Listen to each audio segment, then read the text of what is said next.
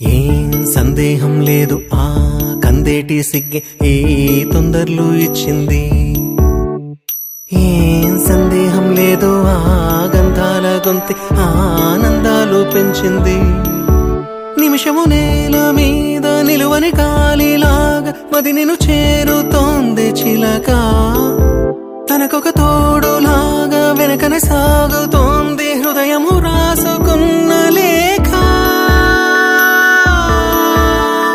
ఏం సందేహం లేదు ఆ అందాల నవ్వే ఈ సందళ్ళు తెచ్చింది.